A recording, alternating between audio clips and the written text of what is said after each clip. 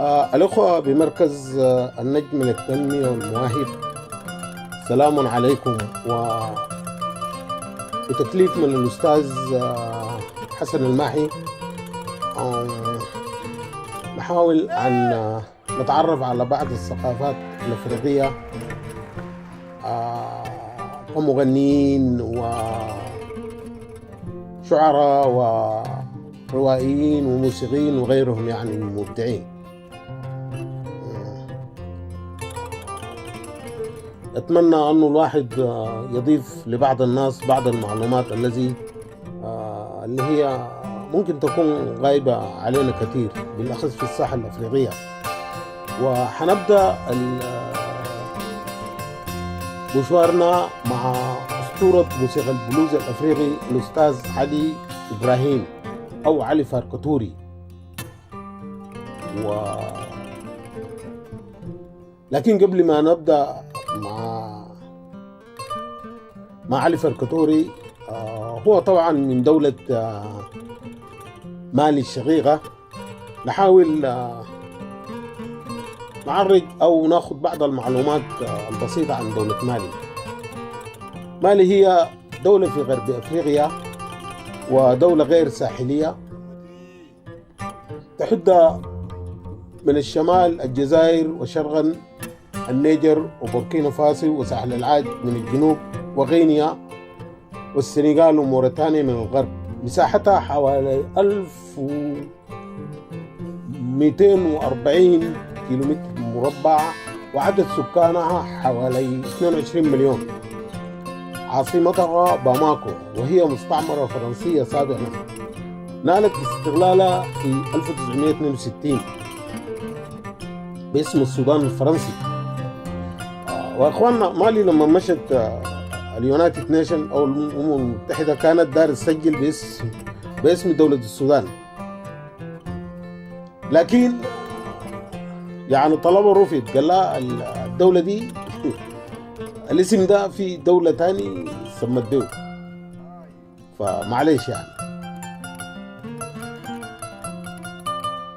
بالاضافه يعني شوف، مالي دي متمسكه باسم السودان ده. الحزب اللي حرر مالي او اكبر حزب كان بقياده المناضل ماديبو كيتا. ماديبو كيتا ده الحزب كان اسمه حزب الشباب السوداني. يعني شوف الناس دي كانوا متمسكين باسم السودان. وطبعا كلمه السودان هي اتقالت على اي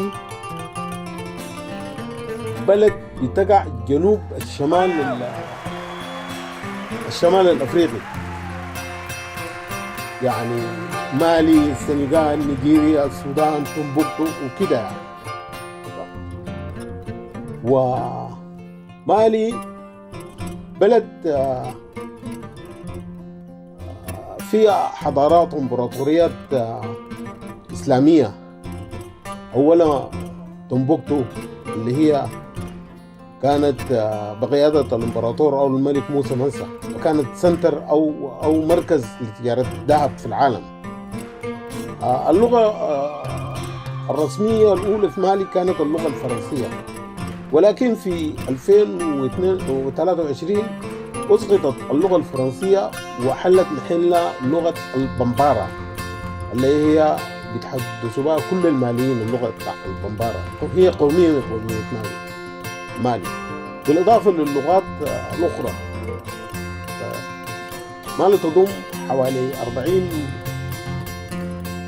قومية، وكل اللغات أصبحت وطنية. هي دولة علمانية. الإسلام دخل في القرن العاشر، ونسبة الإسلام أو المسلمين حوالي 90% من السكان. علي إبراهيم فاركتوري لقب، وحنجي له لاحقا. المعروف هو الشهير بموسيقى البلوز الأفريقية. البلوز، نتكلم عن البلوز شوية. البلوز هو نوع عند الأمريكان الفارغة كانوا بيتغنوا به في الآلام والحياة اليومية والتعبير عن رفض العنصرية تجاه له أنا والجندر. وهو ينحدر من أغاني الأفارقة اللي جابوهم أو جلبوهم من أفريقيا للولايات المتحدة كعبيد منذ بداية القرن 15. كانوا بيتغنوا بالبلوز، يعني بعبروا عن حزنهم وأسام. حتى لاحقا موسيقى البلوز أصبحت لها الأثر الكبير على الموسيقى الغربية فيما بعد وفي كل أمريكا. علي فركاتوري المولود في 13/10/1939 في قرية كاناو على ضفاف نهر النيجر شمال غربي مالي، وهو الابن العاشر لوالديه، ولكن الطفل الوحيد العاش، يعني ما مات، بقى على قيد الحياة من بين أخوانه. سموه علي، ولكن التقاليد الأفريقية لقوميته يقول لما العيال يموتوا كتار في الأسرة بقوموا بدوا اسم غريب، يعني حتى متصوب، يعني ما تصيبوا العين ويكون يعني يكون على قيد الحياة حسب معتقداتهم يعني. فسموه اسم فاركا أو فركاتوري، وهي بتعني حمار الشيل، زي ما عندنا نحن جمل الشيل.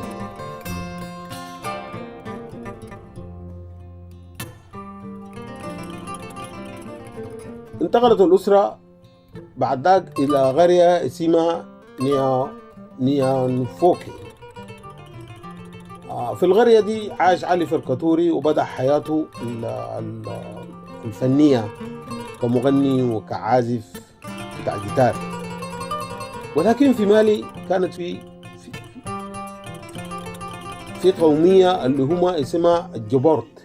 الجبورت ديل هم متسيطرين على المزيكا ونوعها والعزف، يعني ما في زول بيقدر بينافسهم في الحاجة دي. وعلي فركاتوري بينتمي أو جاي من قومية اسمها الأرامة دي جاية من أقصى الشمال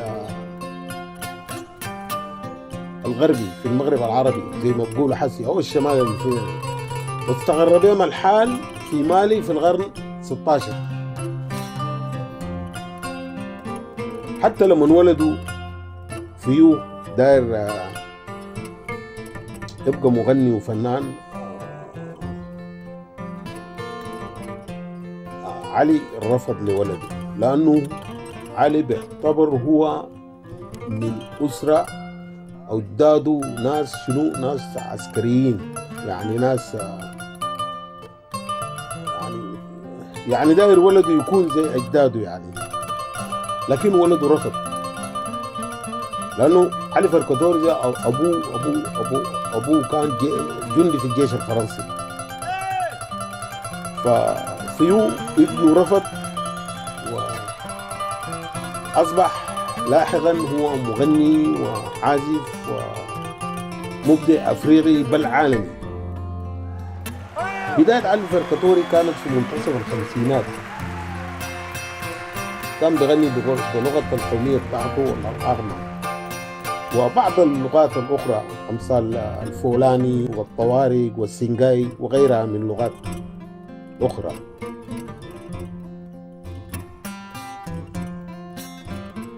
في الغرب هنا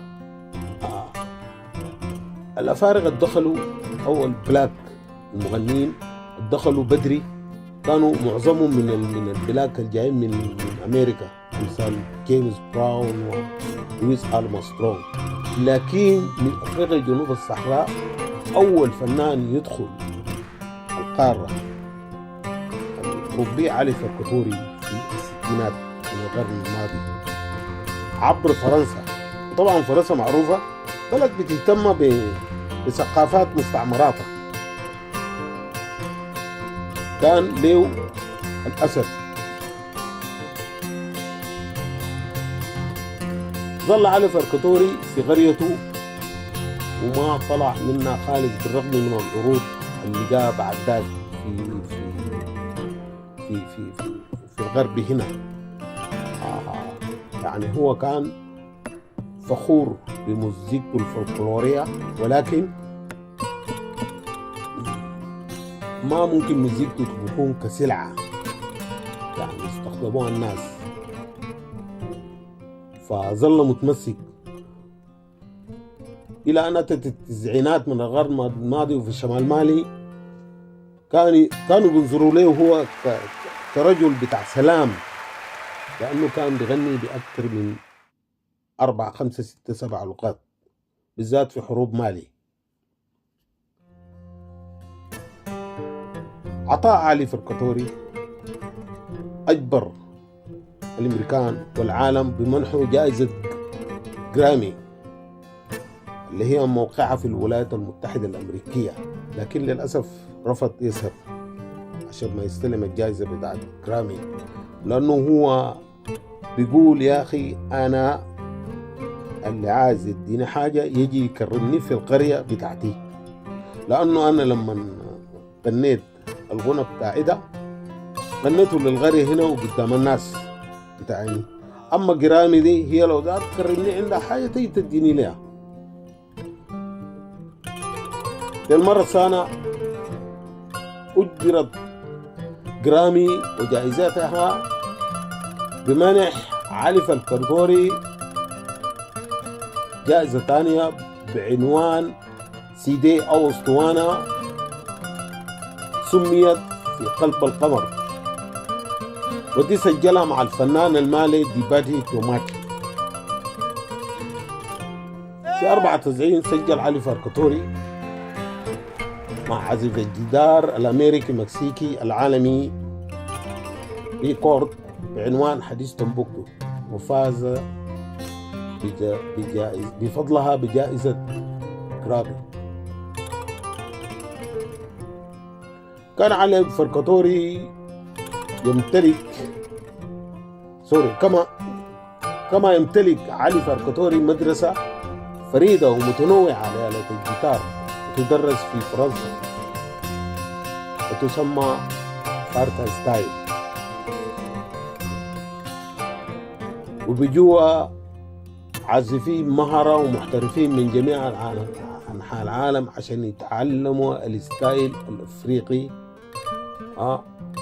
ويحملوا اسم هذا المبدع